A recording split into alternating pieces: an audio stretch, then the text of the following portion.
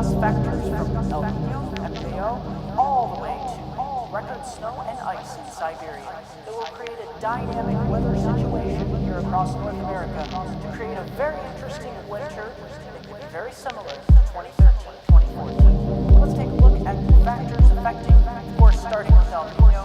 We're looking at about a half a degree Celsius to 3/4 of a degree Celsius above normal here in the Eastern Pacific off the west coast of South America.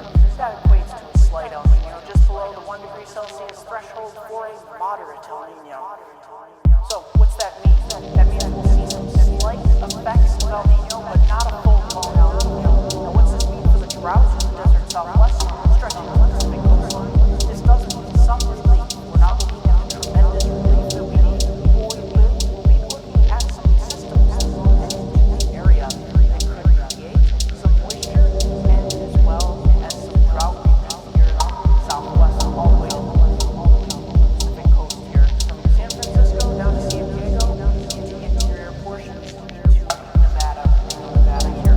So we're going to be looking for some possible drought here in the Southwest. And of course, we're starting with the Siberian connection here across North America that could lead to a lot of cold air south across the North American continent and stretch to the southeast.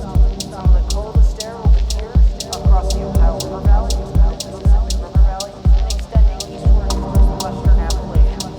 Now, these systems can spin up here across the Gulf Coast, east coast of the United States. But as I said, this will set the stage here for a very interesting winter weather outlook. The Siberian connection always usually means a very cold and snowy Siberia, always usually means a very cold and snowy eastern 2/3 of the United States. This winter promises to be very much identical to last winter, especially from January onward through February. Those are the 2 months to really watch. Let's take a look at those temperature outlooks for the North American continent here. First, we're starting here in the Southwest, from Los Angeles all the way north to San Francisco to Reno, Nevada. This is uncharacteristic of an El Nino. Of course, we're not in a full-blown El Nino, so we still see above normal temperatures on the order of 2 to 4 degrees Celsius above normal. About an average temperature outlook for the Pacific Northwest. It's not until you get into the Rocky Central and Northern Rocky Mountains on eastward. As I've said, that's where some of the coldest air will be in the light blue, about 2 degrees Celsius below normal. As you get into some of these darker purples here, especially the darkest areas, darkest blues and purples, we're looking at a good 6 degrees Celsius below normal, stretching from Iowa down toward portions of northern Arkansas, over towards Tennessee, and over towards the western Appalachians, heading northward towards the Ohio River Valley and into the Pittsburgh area.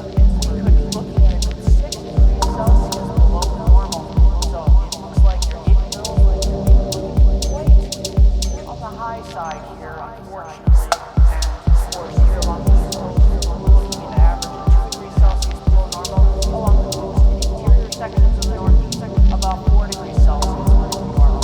Here along the Gulf Coast, northern Florida and eastern Texas, we're looking at 2 degrees Celsius below normal.